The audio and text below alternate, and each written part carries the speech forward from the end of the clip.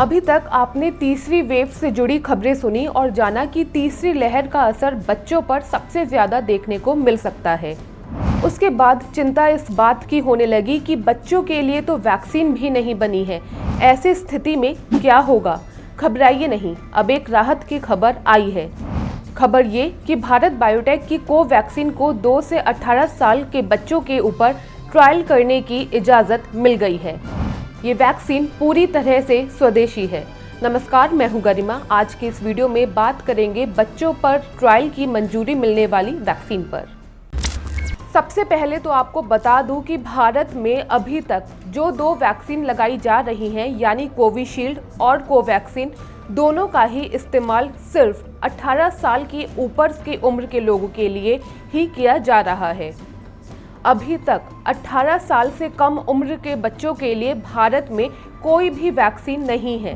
Corona vaccine से जुड़ी subject expert committee ने सिफारिश की थी कि भारत बायोटेक की कोवैक्सीन के फेज 2, फेज 3 के क्लिनिकल ट्रायल को मंजूरी दे देनी चाहिए, जो कि 2 से 18 साल तक के बच्चों पर किया जाए, और अब इसे मंजूरी मिल गई है। सूत्रों की माने तो ये क्लिनिकल ट्रायल दिल्ली व पटना के एम्स और नागपुर में मेडिट्रिना मेडिकल साइंस इंस्टीट्यूट समेत अन्य कई जगहों पर किया जाएगा। अगर ट्रायल सफल रहे तो जल्द ही बच्चों की वैक्सीन भी आ जाएगी, और जल्द आनी भी चाहिए, क्योंकि आने वाले समय में बच्चों पर बहुत ज़्यादा खतरा बताया गया है। डेटा पर नज़र डालें तो हम पाएंगे कि भारत में 0 से 18 साल तक की आबादी 30% है। जब तक इस स्लॉट की आबादी का वैक्सीनेशन नहीं शुरू हो जाता, इनकी हर्ड इम्यूनिटी भी तैयार नहीं हो सकती है। अगर वक्त पर इस आबादी का वैक्सीनेशन नहीं होता है तो तीसरी लहर में बच्चे ही इन्फेक्शन के कैरियर बन सकते हैं।